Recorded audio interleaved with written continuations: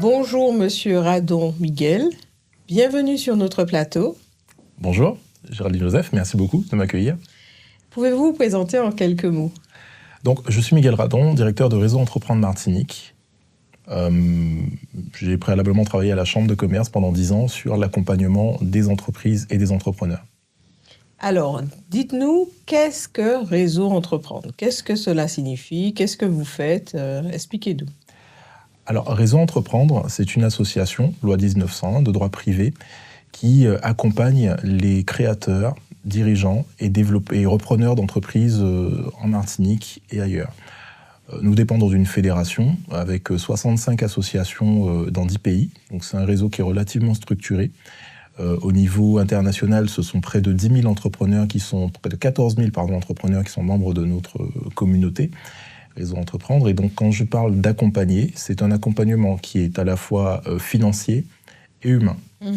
Financier avec du prêt à taux zéro, permettant aux dirigeants du coup de financer ses projets, aux créateurs, repreneurs et développeurs d'entreprises de financer leurs projets. Et humain, c'est un principe de mentorat. Donc un chef d'entreprise expérimenté vous accompagne en tant que jeune dirigeant pendant 2 ans sur la structuration et le développement de votre activité. Réseau Entreprendre aujourd'hui, c'est une équipe de combien de personnes qui accompagnent et quels sont vos pôles de spécialisation? Nous sommes une association et nous reposons énormément sur le bénévolat. Donc la communauté réseau, ce sont 70 membres, chefs d'entreprise, des entreprises de toute taille. Donc on a des groupes, on a des entreprises de diverses spécialités, des avocats, des experts comptables, on a des TPE, on a des PME. Voilà, donc c'est une communauté d'à peu près 70 membres. Et c'est eux qui font l'accompagnement, du coup, sur déjà la phase amont, donc en préparation du business plan, puis en aval, donc une fois l'entreprise lancée, pendant 2 ans. Moi, mon job, c'est de mettre en relation avec un accompagnateur, un mentor, pour parler dans le langage commun, mais un accompagnateur, dans notre jargon, qui va suivre l'entreprise pendant 2 ans.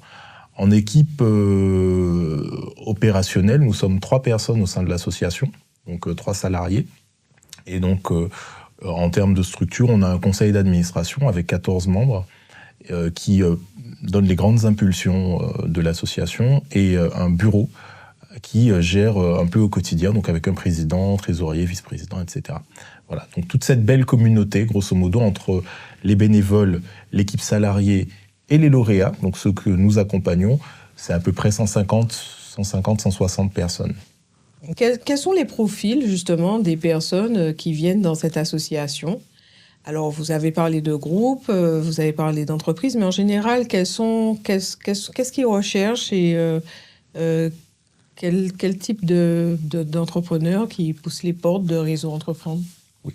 Alors, il faut bien distinguer les 2 communautés. On a d'un côté des dirigeants plutôt expérimentés, donc qui sont nos membres, ce sont des adhérents, donc qui paient une cotisation annuelle pour être membres de Réseau Entreprendre, et c'est eux qui assurent le fonctionnement de l'association. Et puis d'un autre côté, la communauté des lauréats. Les lauréats, ce sont les entrepreneurs que nous accompagnons. Avant d'être lauréats, ils sont candidats. Donc ils postulent, ils sollicitent un accompagnement de la part de Réseau Entreprendre. Le profil de nos candidats, de ceux qui viennent toquer à la porte de Réseau, de ce côté-là, ce sont souvent des... Alors, il y a plusieurs profils. Il y a des entrepreneurs qui ont une idée, par exemple, pour se lancer, qui veulent se lancer dans... Je prends un cas, cadre en reconversion. Je veux reprendre une entreprise. Je cherche du financement et de l'accompagnement parce que j'ai jamais fait ça avant. Voilà, on a ce profil-là. On a le profil de la personne qui a une expertise dans le secteur, par exemple, de la boulangerie-pâtisserie, qui a travaillé pendant longtemps dans la boulangerie-pâtisserie, qui veut monter sa propre boulangerie ou pâtisserie, qui a trouvé un local et qui nous sollicite. On a des personnes qui sont des dirigeants aussi, qui ont des entreprises, qui n'ont jamais sollicité de financement ou d'aide, qui se sont fait un peu tout seuls et qui ressentent le besoin à un moment pour franchir un cap d'un appui, qui nous sollicitent aussi. Donc on a des créateurs, des repreneurs, des dirigeants d'entreprise, tout profil. Juste une condition, nous, sur laquelle on est très vigilant, c'est l'ambition. Vous rejoignez Réseau en tant que candidat, il faut que vous ayez l'ambition, pas de créer votre propre emploi, mais de créer des emplois, donc de développer le territoire. La condition pour nous en termes de financement, pour qu'on puisse accompagner un projet, il faut que ce projet soit à même de créer ou de maintenir à minima 3 emplois dans les 3 ans. Donc voilà, il y a vraiment cette barrière-là de l'emploi. Si je crée mon activité pour créer mon propre emploi et que j'ai pas l'intention d'en créer d'autres derrière, ça ne rentrera pas malheureusement dans le profil type recherché par Réseau Entreprendre. Mais sinon, en dehors de ça, nous, on accueille tout type de porteurs de projets. Quelles sont les principales difficultés que rencontrent les chefs d'entreprise et quelles sont les sources de financement que vous pouvez proposer ? L'accès au financement représente une difficulté majeure pour beaucoup de porteurs de projets. En particulier aujourd'hui où on a subi, depuis 2022, un contexte d'augmentation des taux bancaires et de durcissement des conditions. L'accès au financement est une vraie gageure. Nous, on offre une solution de financement gratuite à taux zéro qui va de 15 000 à 75 000 euros pour un créateur, dirigeant ou repreneur d'entreprise. C'est du prêt à taux zéro, c'est du prêt évidemment, il est remboursable sur 5 ans avec un différé d'1 an. Voilà. Et il est parfaitement accessible à un porteur de projet. La condition quand même, c'est d'avoir un apport minimum en fonds propres. Pour vous lancer une entreprise demain ou vous voulez la développer, vous le savez, on ne fait pas d'omelette sans casser des œufs.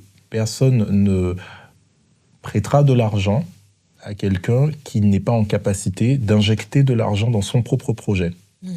Et ça, c'est une réalité, c'est une difficulté pour beaucoup de chefs d'entreprise, mais si on peut se permettre un conseil à l'antenne, c'est vous avez un projet, prenez le temps de le mûrir et de faire des économies. Il faut mettre de l'argent sur le projet. Nous, on va apporter un effet de levier pour faciliter un financement bancaire. Je prends un exemple très simple. Vous voulez ouvrir une boulangerie, vous avez estimé le projet à 200 000 euros d'investissement, les travaux, les machines, etc., etc. Vous allez voir une banque, vous allez solliciter un financement, la banque va vous dire quel est votre apport. Nous, on vous demande, en tant que banque, un apport de 20%, donc 40 000 euros pour pouvoir mener à bien ce projet.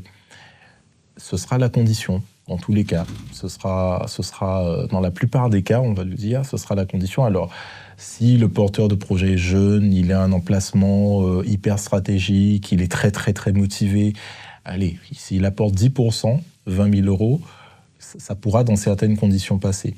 Nous, s'il apporte 10%, on pourra, donc il apporte 20 000 euros, on pourra, en prêt d'honneur, apporter 40 000 euros. Donc ça lui permettra déjà d'être à 60 000 euros et donc de réduire son financement bancaire. Au lieu de solliciter 180 000 à la banque, il pourra solliciter 140 000. Ce qui fait, c'est un effet de levier. Et donc on constate de fait que quand Réseau Entreprendre suit, derrière les banques qui sont nos partenaires, Crédit Agricole, Crédit Mutuel, Bred, etc., quand nous, on abonde, en règle générale, derrière, les banques aussi jouent le jeu. Ça facilite grandement le financement. C'est une vraie solution. Très bien. Donc, en fait, les chefs d'entreprise, quand ils viennent vous voir, ils ont déjà un projet qui est structuré, des documents qui sont prêts. Quel type de documents, en général, que vous demandez pour pouvoir permettre l'accès à ces financements ? Le document qui va faire foi, c'est le business plan, principalement. Donc il faut qu'il y ait un prévisionnel d'activité avec 3 grands éléments. Le prévisionnel d'activité, c'est un peu technique pour ceux qui ne sont pas familiers à l'exercice, mais un plan de financement, de combien j'ai besoin, comment je le finance, un compte de résultat, quel revenu générera mon activité pendant les 3 années à venir, et un prévisionnel de trésorerie pour anticiper la phase travaux, la phase lancement, etc., etc. Donc nous, on a besoin d'un business plan, donc qui inclut un prévisionnel. Le business plan, plus largement, c'est toute la présentation du projet, l'étude de marché, la stratégie que vous mettez en place, comment vous vous différenciez de la concurrence, etc., etc. Donc il y a un minimum de travail d'analyse qui doit déjà avoir été fait avant de solliciter Réseau. Une fois que nous, on a ce business plan, on va le challenger. On va le questionner, on va le détricoter, on va demander à l'expert comptable de le refaire 25 fois pour être sûr que tous les risques ont bien été anticipés. Enfin, 25 fois, j'exagère, mais vous comprenez. De faire des simulations sur différentes hypothèses, en intégrant certains chiffres, en mettant à jour le plan de financement avec Réseau Entreprendre, etc., etc. Donc, il y aura un petit peu de travail, on va le challenger. Il arrive qu'en réalité, des prévisionnels, des business plans soient très bien faits et qu'on n'ait rien à challenger. Donc, dans ces cas-là, en 2 rendez-vous, c'est réglé et le porteur de projet peut présenter son projet devant le comité d'engagement. C'est vrai que je ne l'ai pas dit, mais c'est le comité d'engagement qui valide qu'on passe du statut de candidat au statut de lauréat. Donc le comité d'engagement, c'est quoi ? C'est une réunion avec nos membres, minimum 5 membres, qui votent et qui doivent voter à l'unanimité pour qu'un projet soit accompagné par Réseau Entreprendre. Donc c'est le porteur de projet lui-même qui défend son projet, c'est un exercice, faut le faire, et devant des chefs d'entreprise et des partenaires, donc banques, etc. Et on doit voter à l'unanimité pour suivre le projet. On donne la réponse immédiatement au candidat ou au lauréat. Donc en fait, si je comprends bien, donc un chef d'entreprise, quand il vient à Réseau Entreprendre, il est forcément déjà accompagné de professionnels pour pouvoir prétendre à trouver un accompagnement financier auprès de vous. Est-ce que vous avez d'autres façons d'accompagner les chefs d'entreprise que par le financement, par exemple? Est-ce qu'il vous arrive, par exemple, de le conseiller ou de l'aider à, par exemple, trouver des axes de développement Est-ce que vous avez d'autres types d'accompagnement qui sont prévus ? Oui, bien sûr. L'accompagnement de Réseau, il est financier, certes, mais il est avant tout humain. Le cœur de métier, notre cœur de métier, c'est l'accompagnement humain. Donc cet accompagnement humain, il est sur 2 temps. Il est sur un premier temps quand le porteur de projet vient nous solliciter. Donc déjà, moi, je le recevrai en rendez-vous pour questionner son business plan et vérifier l'éligibilité du dossier. Et dans cette phase amont, il sera mis en relation tout de suite avec un chef d'entreprise qui va, quand je parlais tout à l'heure de challenger son business plan, c'est exactement ça, c'est de l'accompagnement. C'est-à-dire que le chef d'entreprise à qui il va présenter son business plan va avoir un regard critique, va lui dire attention, est-ce que tu as bien anticipé telle chose, est-ce que tu as bien pensé à telle chose, sur la forme juridique, tu as vu ça comme ça, mais voilà. En lien évidemment avec l'expert comptable et le conseil juridique, parce que nous, on ne se substitue au conseil on va dire, au métier du droit et du chiffre, en fait. On ne se substitue pas aux professionnels du droit et du chiffre. Donc, l'expert comptable et l'avocat ont totalement le rôle à jouer et nous encourageons. Ça a son coût, mais notre job, c'est aussi d'encourager les porteurs de projets à bien se faire accompagner de professionnels. Parce que nous, en tant que chef d'entreprise, je pense qu'en tant que chef d'entreprise, on doit avoir à un moment l'humilité de reconnaître qu'on ne peut pas tout savoir, qu'on ne peut pas tout maîtriser et qu'on a besoin de s'entourer de professionnels compétents sur différents sujets. Donc, on ne se substitue pas au conseil du chef de l'expert comptable ni de l'avocat, mais on va encourager à questionner telle chose. Dans l'aspect opérationnel, sur l'organisation de l'entreprise, on va dire attention à telle chose. Sur la question de l'étude de marché, on va dire oui, là, d'accord, mais en fait... Ça fonctionne pas. D'expérience, je peux dire que ça fonctionne pas, parce que ce sont des chefs d'entreprise. Et donc ça, c'est déjà un accompagnement. Et ça va jusqu'au comité d'engagement. Donc c'est ce qu'on appelle l'accompagnement amont. Et après le comité d'engagement, on a ce même suivi, une fois l'entreprise mise en place. Donc je reprends le cas de ma boulangerie. J'ai mon local, j'ai fait mes travaux, j'ai ouvert ma boulangerie, je commence à recruter mes premiers salariés. Il y a un salarié qui, du jour au lendemain, décide de ne pas venir travailler. Là, comment on gère ça en tant que dirigeant ? Ça fait partie de la vraie vie de l'entreprise. Donc, en fait, vous aidez les chefs d'entreprise à structurer leurs projets. C'est ça, à structurer d'abord leur projet et ensuite leur entreprise. Le projet, une fois qu'il est devenu une entreprise concrète, nous, on va les suivre pendant les 2 premières années. Alors, soit pour un dirigeant qui a déjà une entreprise, donc pour les 2 premières années du projet de développement, pour un repreneur pour les 2 années suivant la reprise, et pour un créateur pour les 2 premières années de vie de l'entreprise. En fait, c'est pendant les premières années qu'on met en place les automatismes, qu'on met en place les tableaux de bord, qu'on met l'organisation administrative, comptable en place, qu'on recrute ses premiers salariés, qu'on met ses process, qu'on développe sa clientèle, qu'on commence à communiquer, etc., etc. Donc pendant ces 2 premières années qui sont hyper structurantes, nous, on est là avec un dirigeant qui est déjà passé par là, qui est déjà passé par là et qui va faire un suivi mensuel de ce jeune entrepreneur. Tout cet accompagnement, il est intégralement gratuit. Il est totalement gratuit pour le lauréat, entre guillemets. Évidemment, il y a des conditions. Évidemment, il faut passer le comité d'engagement, c'est sûr. Mais il est totalement gratuit pour le créateur. Et en plus, il y a le prêt à taux zéro. Est-ce que vous constatez que, par exemple, dans le tourisme ou la restauration ou je ne sais quoi, quelle activité, est-ce que vous constatez qu'il y a des tendances dans les modalités de création quand les porteurs de projets viennent vers vous aujourd'hui, qu'est-ce qui revient le plus souvent ? Ce qui revient le plus souvent, c'est la restauration rapide, la restauration traditionnelle ou l'agro-transformation, donc fabrication de produits, fabrication tout simplement, agro-transformation. Ce sont des secteurs qui reviennent beaucoup. Je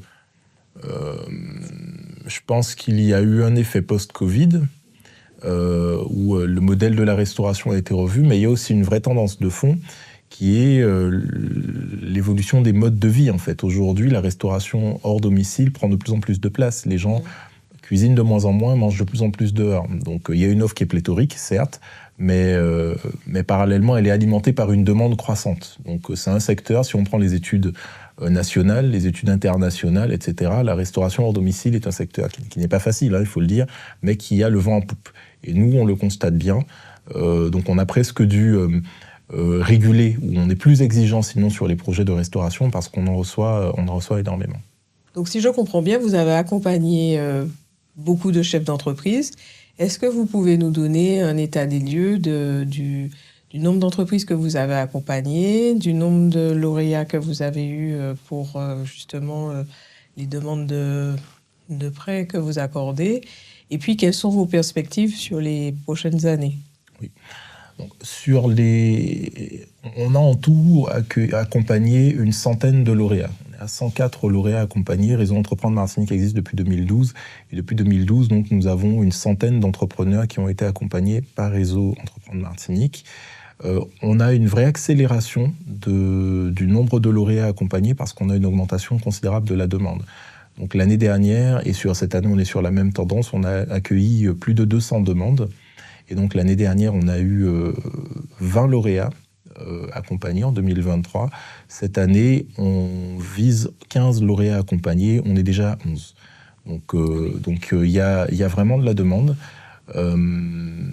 Pour augmenter le nombre de lauréats accompagnés, il nous faut augmenter le nombre de membres, puisque ce sont nos accompagnateurs qui suivent les lauréats, ce sont nos bénévoles en fait qui sont des dirigeants expérimentés, qui suivent les lauréats. Donc c'est pas qu'on a un quota, c'est pas qu'on veut se fixer un quota, mais c'est qu'aujourd'hui notre nombre de membres ne nous permet pas d'accompagner plus de 15 lauréats sur une année.